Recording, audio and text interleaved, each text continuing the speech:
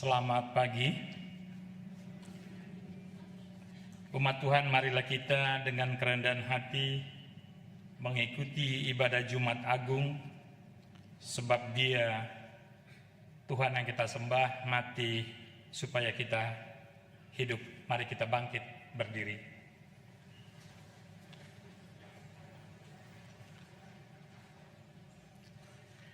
Di tengah keheningan Jumat Agung ini, kita datang untuk mengingat kasih Allah melalui peristiwa salib di Golgota. Kami datang ya Tuhan untuk menghayati kasih-Mu. Kami menatap salib bukan hanya dengan air mata, tetapi dengan iman yang berharap. Datang ya Tuhan untuk menghayati kasih-Mu. Karena di balik kematian, Engkau memberikan kehidupan, di balik keheningan Engkau menumbuhkan pengharapan. Kami datang ya Tuhan untuk menghayati kasih-Mu. Marilah kita datang ke hadapan Kristus yang tersalib. Sumber kasih yang tidak pernah padam.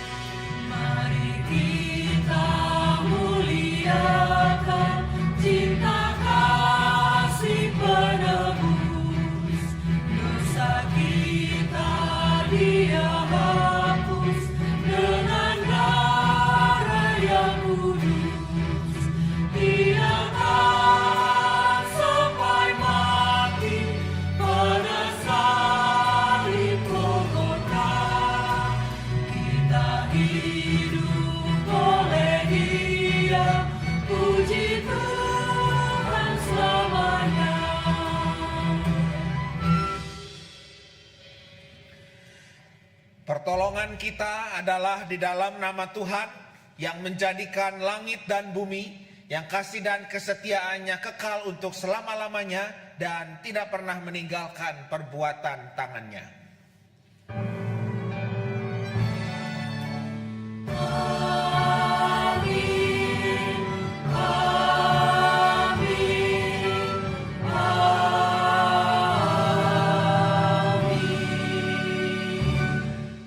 Tuhan beserta saudara. Dan beserta saudara juga.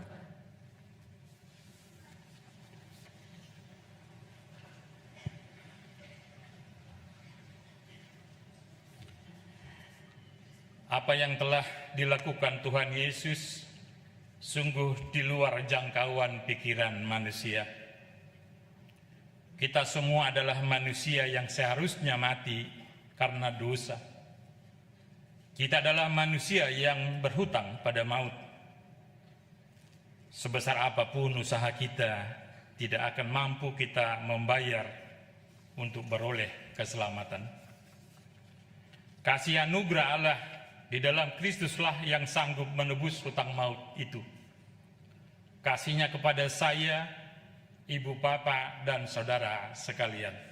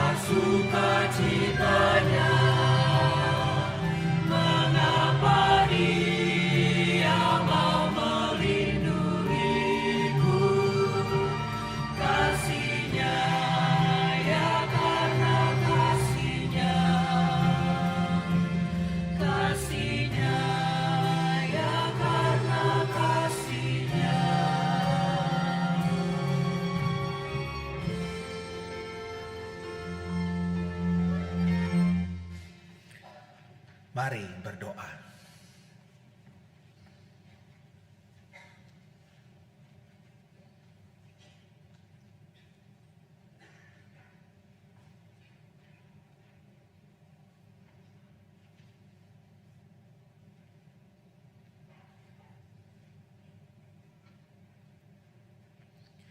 Ya Allah, sumber kasih dan kehidupan, di hari yang kelam ini kami datang di bawah bayang salib Putra-Mu. Kami menatap Dia yang terluka dan terhina. Namun dari luka itu terpancar kasih yang tak terduga. Tuhan, kami mengakui, kami kerap berhenti pada yang tampak. Kami melihat salib sebagai tanda kekalahan. Padahal di sanalah kasih-Mu bekerja menebus dunia. Bimbinglah kami ya Roh Kudus. Bukalah hati kami agar mampu memahami kemuliaan-Mu. Mampukan kami untuk melihat salib bukan sebagai akhir, melainkan jalan menuju kehidupan yang baru. Di dalam nama Yesus Kristus, Juru Selamat yang tersalib, kami berdoa. Amin.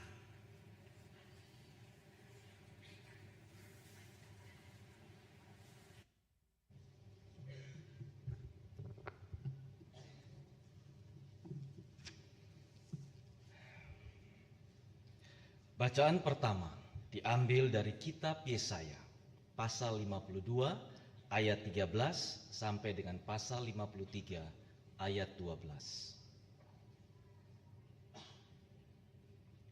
Yesaya 52 ayat 13 sampai dengan 53 ayat 12.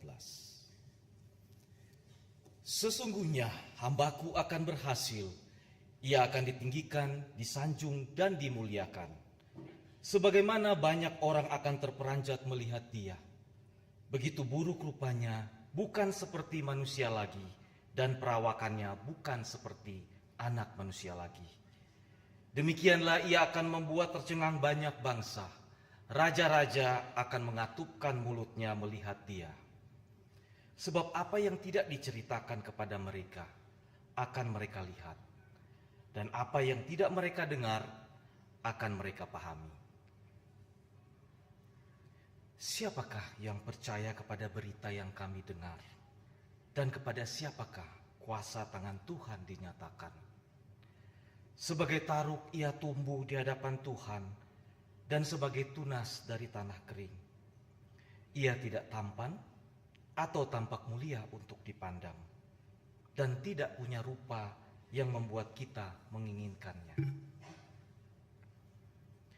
Ia dihina dan dihindari orang, seorang yang penuh kesengsaraan dan biasa menderita kesakitan. Orang pun menutup muka ketika melihat dia. Demikianlah ia dihina, dan bagi kita ia tidak masuk hitungan. Sesungguhnya penyakit kitalah yang ditanggungnya, dan kesengsaraan kita yang dipikulnya. Padahal kita mengira dia kena tulah, dipukul dan disakiti Allah.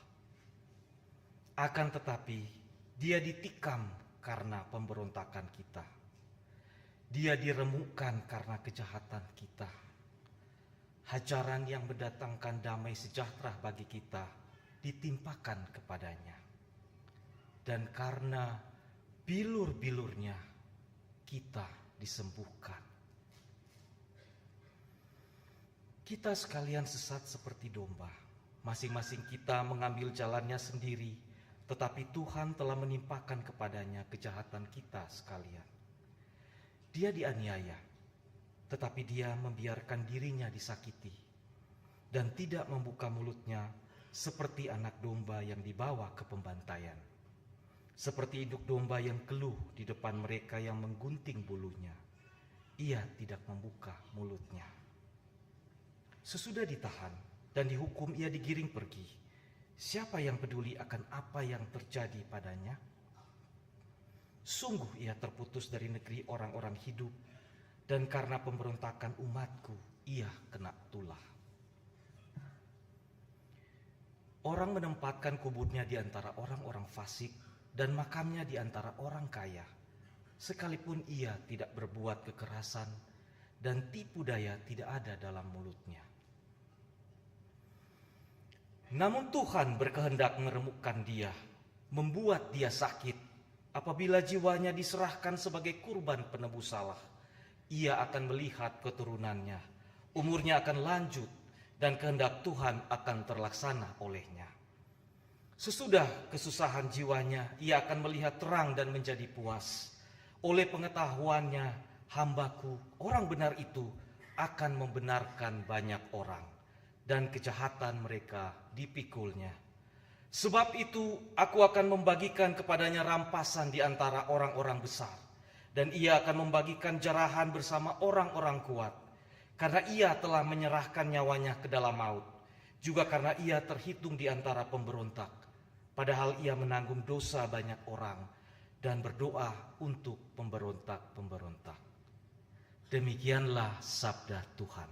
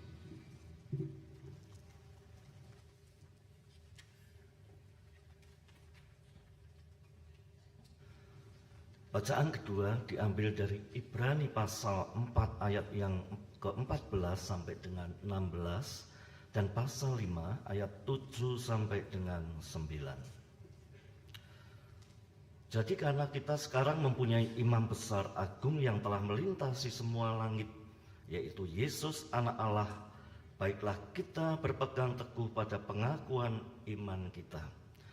Sebab imam besar yang kita punya bukanlah imam besar yang tidak dapat turut merasakan kelemahan-kelemahan kita. Sebaliknya sama seperti kita, ia telah dicobai dalam segala hal. Hanya saja ia tidak berbuat dosa. Sebab itu, marilah kita dengan penuh keberanian menghampiri tahta anugerah kita, supaya kita menerima rahmat dan menemukan anugerah untuk mendapat pertolongan pada waktunya.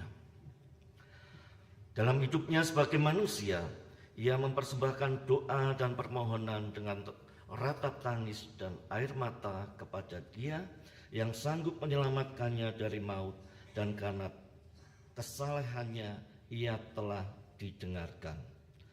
Sekalipun ia adalah anak, ia telah belajar taat dari apa yang telah dideritanya.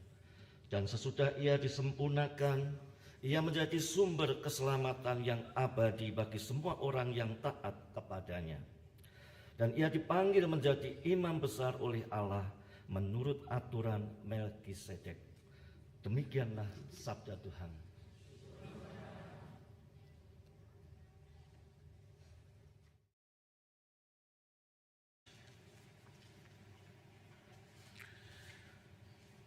Sesudah itu, karena Yesus tahu bahwa segala sesuatu telah selesai, berkatalah ia, supaya digenapi yang tertulis dalam kitab suci, "Aku haus." Di situ ada suatu bejana penuh anggur asam. Lalu mereka melilitkan suatu bunga karang yang telah dicelupkan dalam anggur asam pada sebatang hisop, lalu mengulurkannya ke mulut Yesus. Sesudah Yesus meminum anggur asam itu, berkatalah ia, "Sudah selesai." Lalu ia menundukkan kepalanya dan menyerahkan nyawanya. Karena hari itu hari persiapan dan Sabat itu hari yang besar, supaya pada hari Sabat mayat-mayat itu tidak tinggal tergantung pada kayu salib, para pemuka Yahudi meminta kepada Pilatus agar kaki orang-orang itu dipatahkan dan mayat-mayat diturunkan. Lalu datanglah prajurit-prajurit dan mematahkan kaki orang yang pertama dan kaki orang yang lain yang disalibkan bersama Yesus. Namun ketika mereka sampai kepada Yesus dan melihat bahwa ia telah mati, mereka tidak mematahkan kakinya. Tetapi seorang dari antara prajurit itu menikam lambungnya dengan tombak dan segera mengalir keluar darah dan air. Orang yang melihat sendiri hal itu yang bersaksi, dan kesaksiannya benar, dan ia tahu bahwa ia mengatakan kebenaran, supaya kamu juga percaya. Sebab hal itu terjadi supaya digenapi yang tertulis dalam kitab suci, "Tidak ada tulangnya yang akan dipatahkan." Ada pula nas lain yang mengatakan, mereka akan memandang Dia yang telah mereka tikam. Sesudah itu, Yusuf dari Arimatea meminta kepada Pilatus supaya ia diperbolehkan menurunkan jenazah Yesus. Ia murid Yesus, tetapi sembunyi-sembunyi karena takut kepada para pemuka Yahudi. Pilatus mengabulkan permintaannya itu. Lalu datanglah ia dan menurunkan mayat itu. Datanglah juga Nikodemus, orang yang dahulu pernah datang kepada Yesus pada malam hari. Ia membawa campuran minyak mur dengan minyak gaharu, kira-kira 30 kg beratnya. Mereka mengambil mayat Yesus, mengafaninya dengan kain linen dan membubuhinya dengan rempah-rempah menurut adat orang Yahudi bila menguburkan mayat. Dekat tempat Yesus disalibkan ada taman, dan dalam taman itu ada kubur baru yang di dalamnya belum pernah dimakamkan seseorang. Karena hari itu hari persiapan orang Yahudi, sedangkan kubur itu tidak jauh letaknya, maka mereka meletakkan Yesus di situ. Saudara-saudara, demikianlah kisah sengsara Yesus Kristus. Kami tidak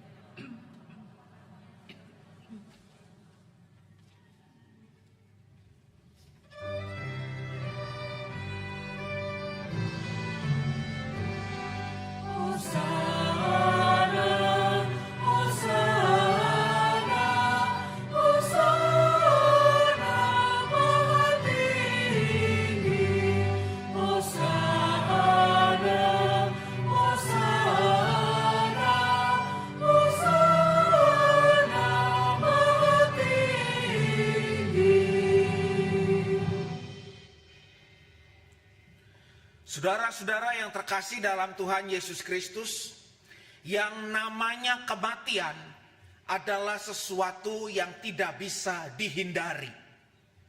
Tetapi saudara-saudara, tema kita hari ini melampaui kematian.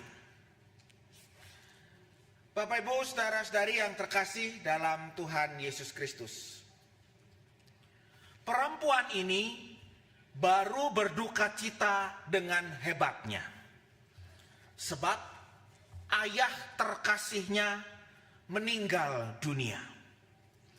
Duka citanya itu telah membuat dia sedemikian rupa hancur. Ia merasakan ini adalah akhir dari segala-galanya. Ia merasakan bahwa ke depan entah harus bagaimana lagi. Kematian adalah akhir dan akhir. Siapa sangka saudara-saudara, ia menemukan sepucuk surat di kamar ayahnya, dan ketika dibukanya ada tulisan seperti ini: "Anakku, jika engkau membaca surat ini, berarti aku sudah tidak ada di sampingmu. Tapi ingatlah, kepergianku bukanlah akhir dari apa yang telah aku kerjakan bagi kamu. Ingatkah ketika aku menggandeng tanganmu saat engkau takut melangkah pertama kali ke sekolah? Aku mengajarkanmu keberanian. Ingatkah engkau ketika engkau jatuh menangis dan aku tidak langsung mengangkatmu tetapi meminta bangkit sendiri? Aku sedang mengajarkan kamu kekuatan. Ingatkah engkau ketika kita duduk bersama di meja makan dan aku mengingatkanmu untuk berdoa sebelum makan? Aku mengajarkanmu mengingat Tuhan dalam segala hal. Ingatkah engkau ketika engkau berbuat salah dan aku menegurmu dengan tegas, tetapi kemudian aku memelukmu? Aku mengajarkanmu tentang kebenaran dan kasih berjalan bersama-sama. Ingatkah engkau ketika aku bekerja keras setiap hari, bahkan ketika lelah, tetap bekerja supaya engkau tetap bisa melanjutkan sekolah? Aku mengajarkanmu arti pengorbanan. Semua yang perlu aku lakukan sebagai ayah, aku telah menyelesaikannya. Aku telah mengasihimu, membentukmu, dan mempersiapkan jalan bagimu. Sekarang hiduplah, karena kasihku tidak pernah berhenti, bahkan pada kematianku. Membaca surat itu, saudara-saudara, perempuan ini segera sadar. Ternyata kematian itu bukan ujung, ternyata kematian itu bukan akhir. Perempuan ini membaca surat itu dengan segera ia mengubah cara pandang tentang kematian ayahnya. Ia tidak lagi melihat kematian sebagai akhir, melainkan sebagai sesuatu yang telah diselesaikan dengan penuh kasih dan dengan baik. Saudara-saudara, dalam Jumat Agung ini kita mendengarkan firman Tuhan. Yesus sendiri mengatakan, sudah selesai. Saudara-saudara, kata-kata sudah selesai itu adalah kata-kata yang bukan berarti bahwa ya sudah, waktunya habis, ya sudah, selesai. Bukan, saudara-saudara. Yesus mengatakan itu di tengah-tengah penderitaannya yang begitu hebat. Hancur hatinya, hancur pikirannya, hancur juga tubuhnya. Dan ia mengatakan sudah selesai. Kata-kata sudah selesai itu berarti segalanya telah diselesaikan dengan sempurna.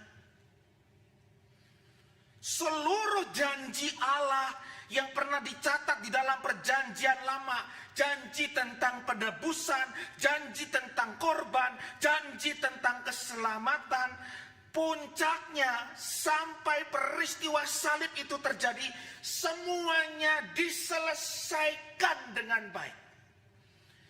Setiap babak dalam hidup Tuhan Yesus diselesaikan dengan baik. Setiap kesempatan yang terjadi di dalam diri Yesus diselesaikan dengan baik. Setiap peluang-peluang, permohonan, permintaan agar Yesus berkaya, semuanya diselesaikan dengan baik.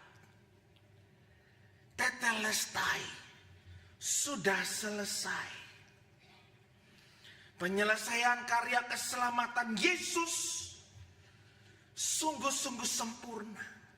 Di ujungnya itu penderitaan, tetapi betapapun penderitaan selesai dengan baik.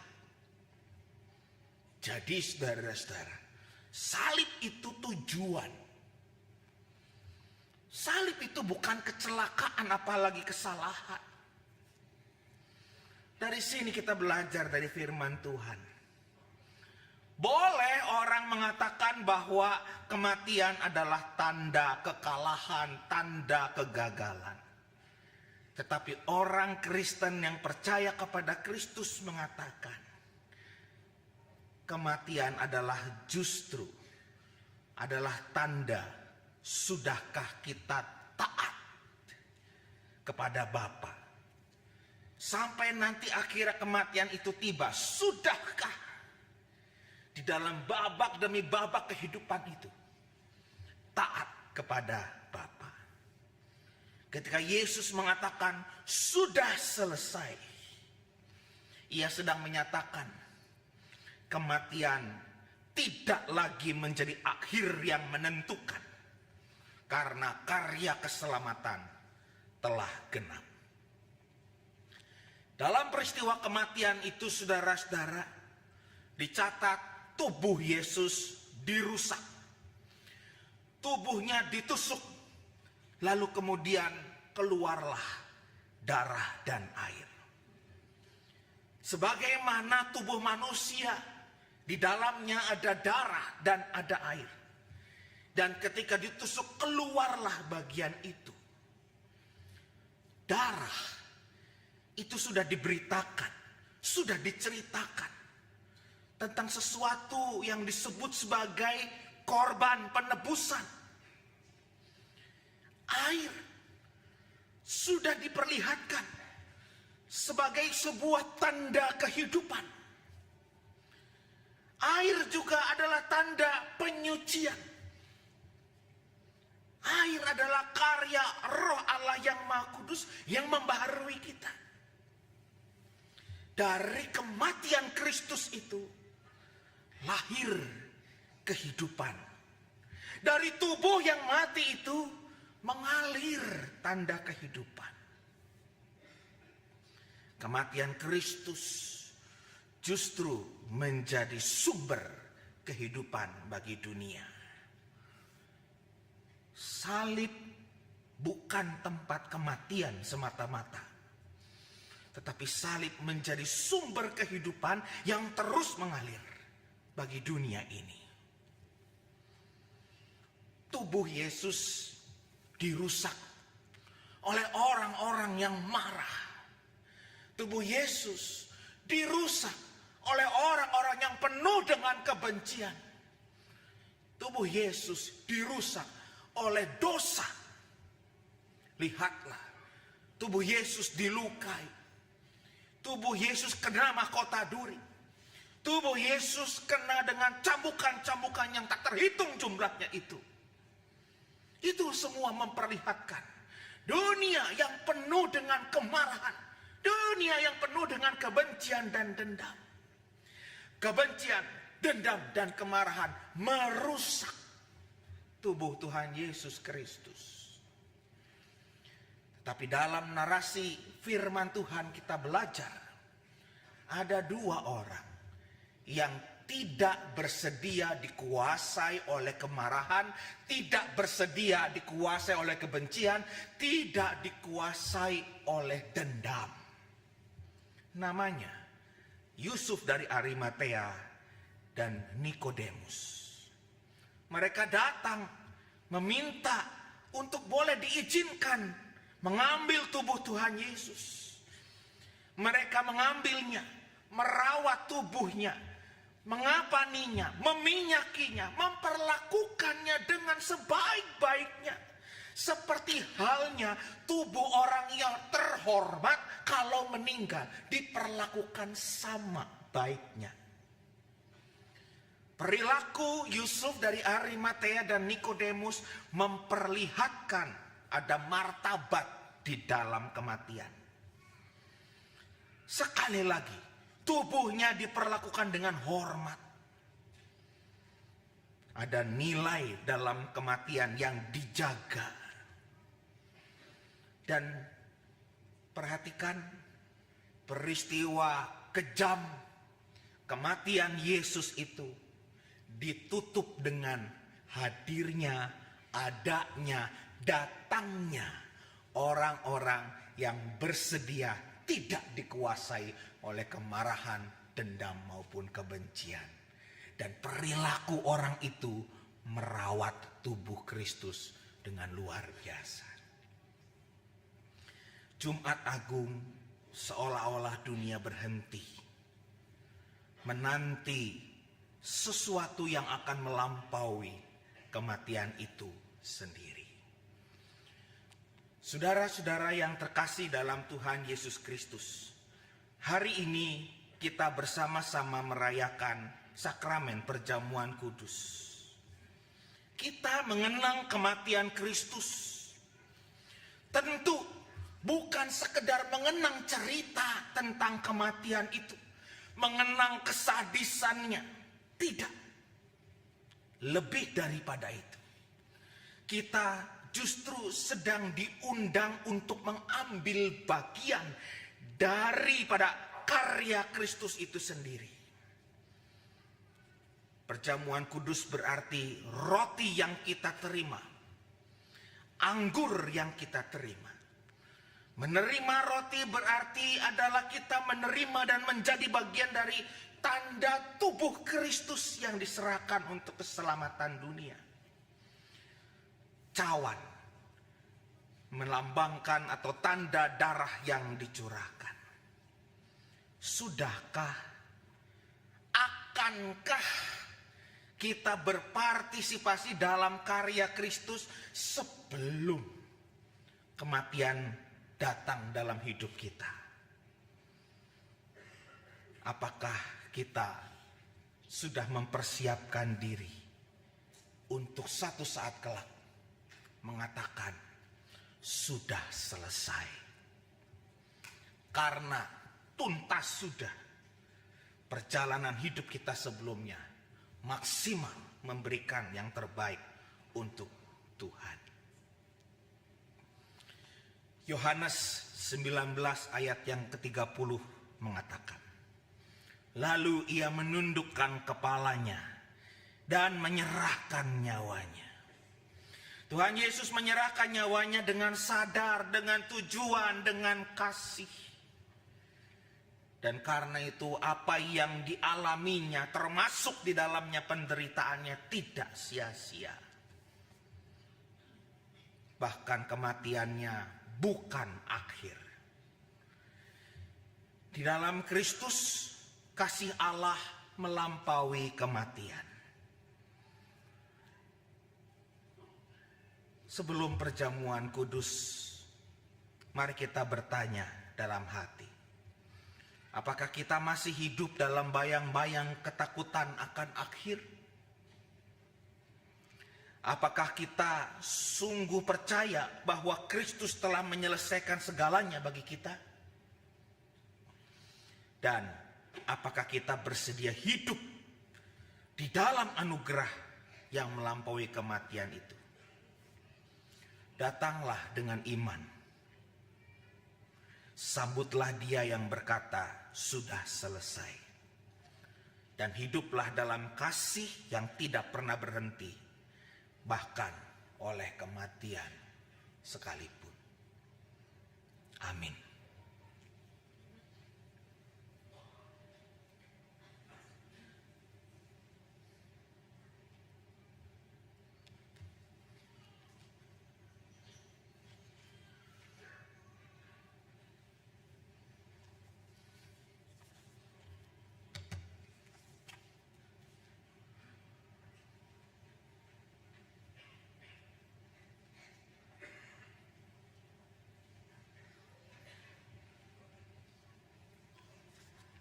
Umat yang dikasihi Tuhan Yesus Kristus diundang untuk berdiri dan kita akan mengikrarkan pengakuan iman rasuli. Namun demikian setelah pernyataan pengakuan iman rasuli selesai, umat dimohon untuk tetap berdiri karena kita akan mengikuti prosesi salib. Umat yang terkasih, marilah kita bersama dengan umat Allah di masa lalu, masa kini dan masa depan mengingat pengakuan pada baptisan kita menurut pengakuan iman rasuli demikian. Aku percaya kepada Allah, Bapa yang Maha Kuasa, Khalik langit dan bumi, dan kepada Yesus Kristus, Anak yang tunggal Tuhan kita, yang dikandung dari Roh Kudus, lahir dari anak darah Maria, yang menderita sengsara di bawah pemerintahan Pontius Pilatus, disalibkan, mati dan dikuburkan, turun ke dalam kerajaan maut. Pada hari yang ketiga, bangkit pula dari antara orang mati, naik ke surga, duduk di sebelah kanan Allah, Bapa yang Maha Kuasa. Dan dari sana Ia akan datang untuk menghakimi orang yang hidup dan yang mati. Aku percaya kepada Roh Kudus, gereja yang kudus dan am, persekutuan orang kudus, pengampunan dosa, kebangkitan orang mati, dan hidup yang kekal. Amin.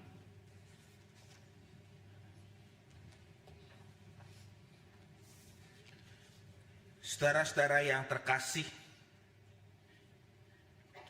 perjalanan Yesus Kristus menuju Golgota bukanlah sekedar kisah pengorbanan biasa, melainkan jalan kasih Allah yang menyelamatkan umat manusia.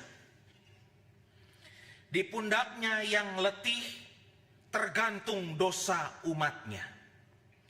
Di langkahnya yang tertatih terukir ketaatan yang sempurna. Dan dalam setiap cambukan yang Ia terima terpancar kasih yang tidak berkesudahan.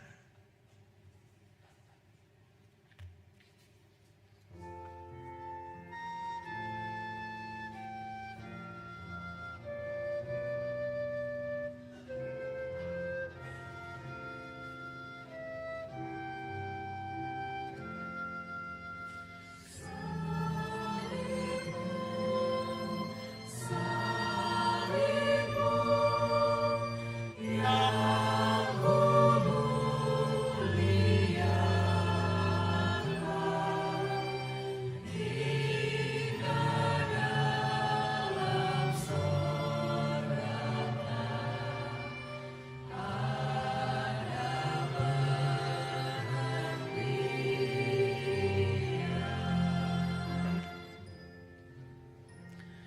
ini, marilah kita menyiapkan hati untuk mengingat dan menghayati perjalanan kasih itu melalui prosesi salib yang akan kita lakukan.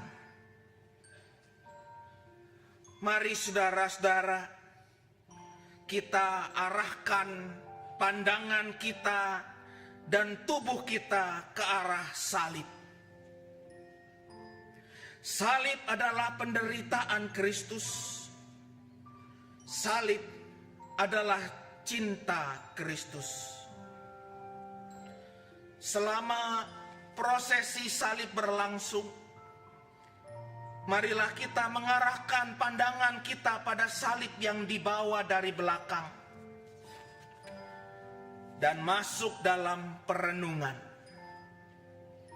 Setelah Kantoria menyanyikan satu bait lagu, bersama-sama kita menyanyikan bagian refrain. Kemudian hening sejenak, melihat ke salib itu dan merenungkan pengorbanan Kristus bagi kita. Kiranya dalam perenungan ini kita diingatkan untuk memahami bahwa di balik salib yang berat tampak kasih yang melampaui segalanya.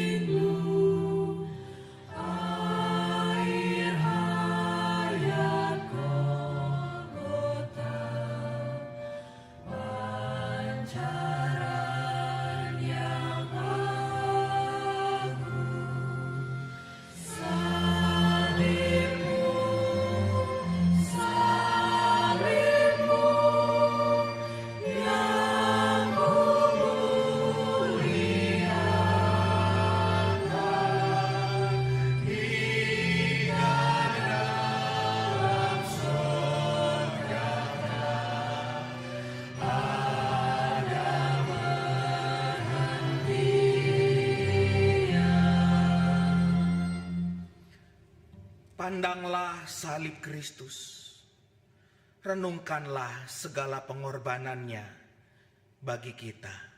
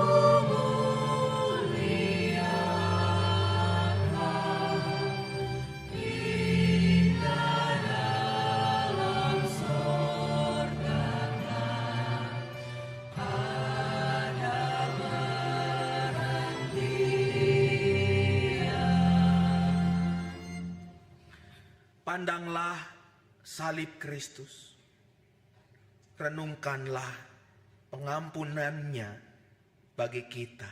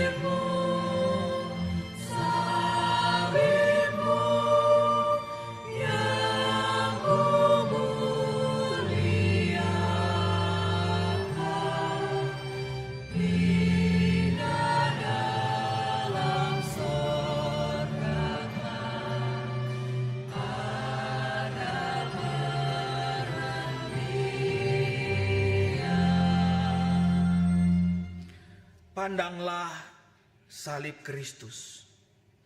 Renungkanlah kesetiaan Kristus bagi kita.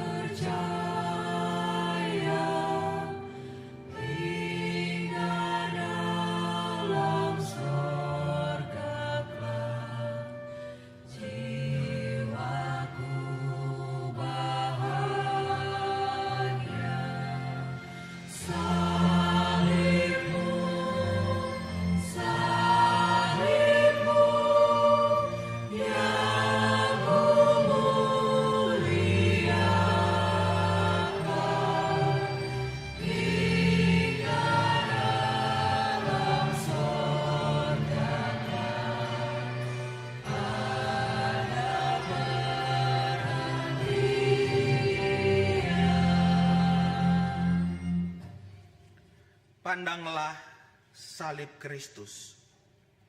Renungkanlah totalitas cintanya kepada kita.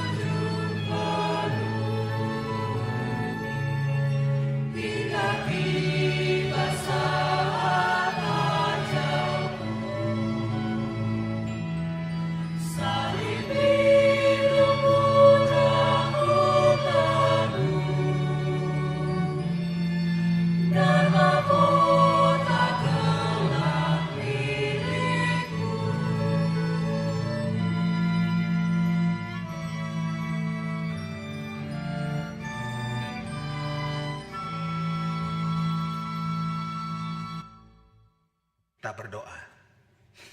Ya Allah yang Maha Kasih, kami bersyukur atas kasih yang telah Kau nyatakan melalui karyamu di kayu salib. Kami bersyukur karena Engkau tetap memeluk kami walau kami hina dan keji. Sebagai orang yang telah menerima kasih-Mu, ajarlah kami membagikan kasih itu kepada sesama, agar pengorbanan-Mu semakin nyata dirasakan. Kami berdoa dalam nama Tuhan Yesus Kristus yang kematiannya kami peringati. Amin.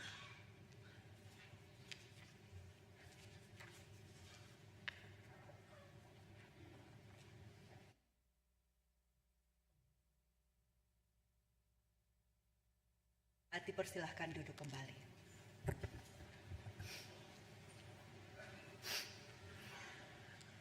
Umat yang terkasih, kita mengenang kasih Allah yang dinyatakan melalui pengorbanan Kristus bagi keselamatan dunia. Sebagai ungkapan syukur dan hati yang berserah, marilah kita membawa persembahan yang dilandasi oleh firman Tuhan dalam Ibrani 13 ayat 15. Sebab itu, marilah kita melalui Dia senantiasa mempersembahkan kurban syukur kepada Allah, yaitu ucapan bibir yang memuliakan nama-Nya.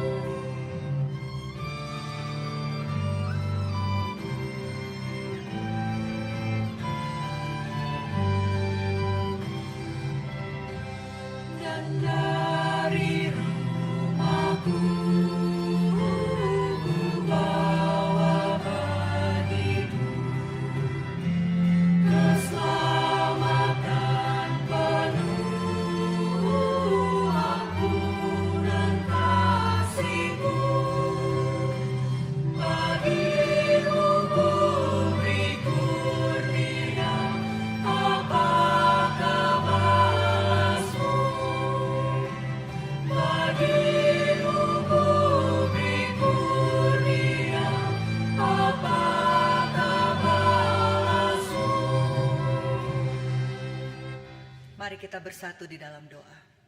Ya Kristus, Engkau telah memberikan tubuh dan darah-Mu bagi keselamatan dunia. Melalui persembahan ini, kami mengungkapkan syukur kami atas kasih dan pengorbanan-Mu di kayu salib. Kiranya persembahan ini dapat dikelola hanya untuk kemuliaan nama-Mu saja dan pelayanan kasih bagi sesama. Di dalam nama Yesus Kristus kami berdoa. Amin.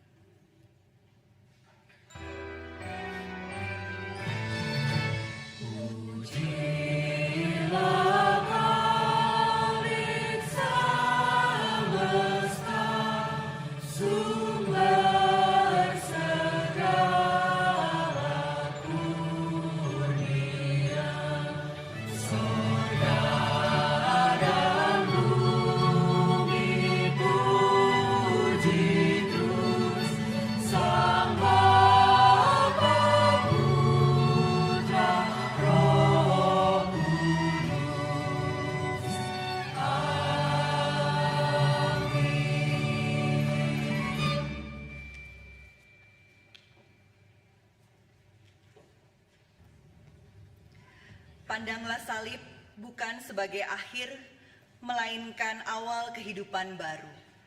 Wartakanlah berita kasih-Nya.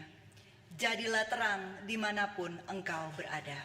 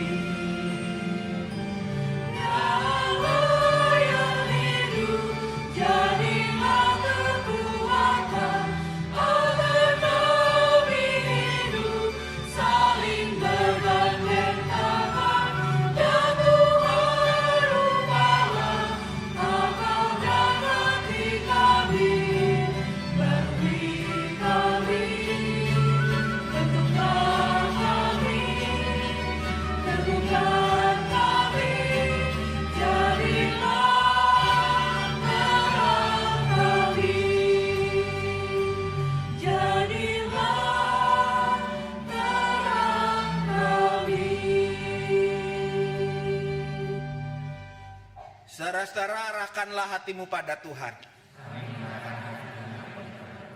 Jadilah saksi Kristus. Terpujilah Tuhan. Terimalah berkat Tuhan. Kasih Allah Bapa Sang Pemilik kehidupan, anugerah Tuhan Yesus Kristus Sang Penebus, dan persekutuan Roh Kudus Sang Penuntun menyertaimu kini dan selamanya. Hosana.